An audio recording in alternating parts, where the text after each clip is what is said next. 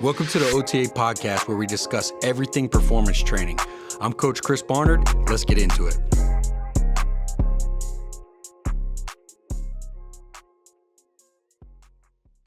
Hey, what's going on, guys? Welcome back to the OTA podcast. I'm your host, Coach Chris Barnard, founder of OTA. And for today's video, I wanted to discuss the truth about agility training and being able to develop an athlete's ability to change directions and overall be more agile. So this is kind of a loaded one, and I understand that it comes at many different levels, and we try to meet the athlete where they're at. But this is just from the sea of drills and information that I see online. I figured it'd be a good one to be able to address, because a lot of athletes ask these questions. A lot of parents ask these questions, right?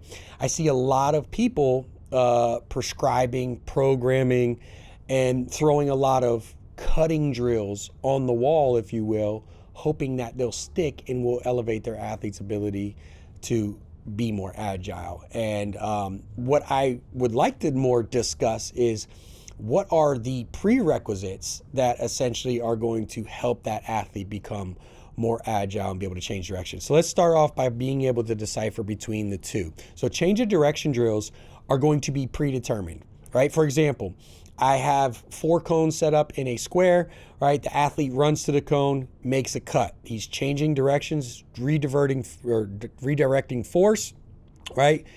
That athlete knows exactly where they are making that cut. It's predetermined. Agility is when you add a reactionary component, right? True agility. This is where essentially you would have an athlete in space. You would tell them to sprint. They're going to perform a 90-degree cut, but they don't know when. So they have to respond to an external stimulus, right? For instance, an audio cue, like, so the coach saying, go, right? So on the second go, they're making that cut.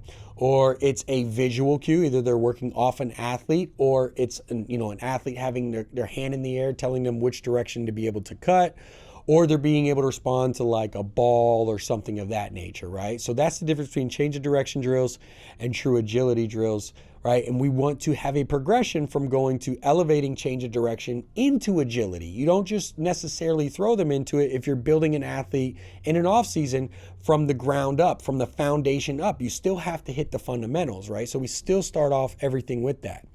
What I want to be able to discuss is, you have to realize, when athletes are playing their sport or they're practicing their sport, whether that be with the team or their own, right? Let's say they're running routes or whatever it is with their friends, playing basketball. They're always performing some level of change of direction and agility in most of these sports, depending on what the sport requires, right? Depending on the needs of the actual sport. So it's like, if little Timmy or your athlete or you as an athlete aren't getting better at it and you're continuously playing your sport, what's to give, right? The problem is though, athletes don't focus on the prerequisite. They don't focus on being able to isolate down and increase the threshold, or their ability to make that cut, or to be able to redirect that force, right? It's not necessarily a mechanical issue. It's more or less that they don't have the physical capability to be able to do the thing.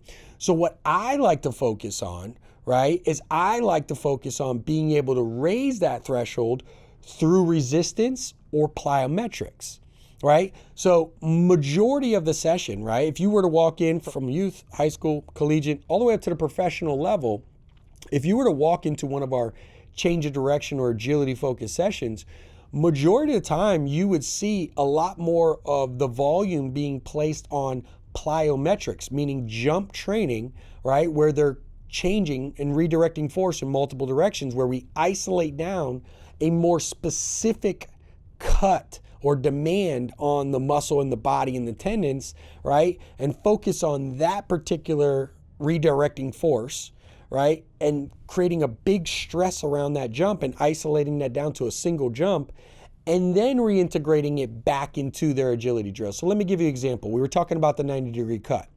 So I might perform something like a single leg broad jump, right? Where the athlete is projecting themselves horizontally off one leg, right? Then after they land, redirecting force in a 90-degree angle, right? By performing a single leg broad to 90-degree cut, right? And it's in a form or fashion of a jump. I've increased the threshold. So through the actual jump, I've created more stress on that leg to be able to decelerate, redirect force, and accelerate into that next jump than they would as if they were just sprinting. What's up, coaches? Real quickly, let me go ahead and introduce you to Performance Coach U certification. Now, this is the certification / course that I put together for coaches who want to train athletes and not only get results, but also maximize profits in the private sector. The problem that I saw with a lot of these courses and certifications out there for coaches was that they provided a lot of information and not a lot of application. So I wanted to pull back the covers over 10 plus years of experience and show you the ins and outs of actually being in the trenches so that you get maximum results while also scaling your business. So if you're interested in this, go ahead and check out the link down below and you can get more information. A lot of times you get when they just perform the sprint, they're not creating enough stress to that leg to be able to decelerate and then accelerate this way. But also too, like now mechanics and biomechanics come in factor where their mechanics might not be aligned. They might rely on the other leg. There's a lot of different factors that come in that prevent them from really elevating the threshold of that single leg to be able to create that 90-degree cut. So I break it down, isolate it down to all the cuts, right? Or all the directions that they might change in either in their sport if they're at the highest level, or at the youth. I expose them to a lot of different multi-directional. And obviously there's a progression to this. We start with a very basic, deceleration drills in a linear fashion, and then can start to get a little bit more multi-directional, maybe in the frontal plane, things like that. But the goal is to increase the complexity over time of those plyometrics, right? Start from a more static, where the athlete is focused on sticking the landing, decelerating. Then they can go ahead and produce that second jump, right? And then, have control of their body, right? Increase their kinesthetic awareness. Then I can go to a more continuous jump, right? Or multi-continuous jumps.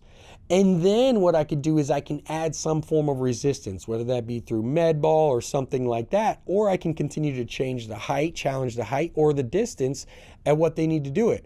Or I can challenge the momentum, right? So I might have them then perform a single leg triple jump to a 90-degree cut.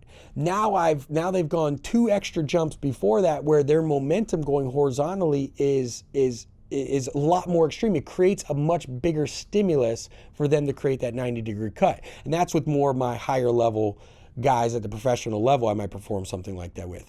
But my point being is you have to focus on the prerequisite. You have to isolate down and you have to focus on being able to elevate the threshold of those things, of the foot and ankle, the stability of the knee, and then of the hip, whether that be abduction, adduction, right? Or if you're more in a linear fashion, right? Flexion, extension. But you got to be able to break those things down, isolate them down, train that particular component, elevate that component, and then reintegrate it back. So we always finish it up with being able to work those cuts that we were working on. Going off the same example we were using with the 90-degree cut, I'm always going to finish with some 90-degree cuts that we worked in that specific plyometrics that we were working, right?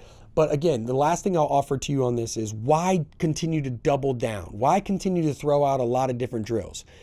Now, it's not to say that with these young athletes, I don't expose them to volume and hammer them with some different agility, change of direction drills, and might incorporate some different things.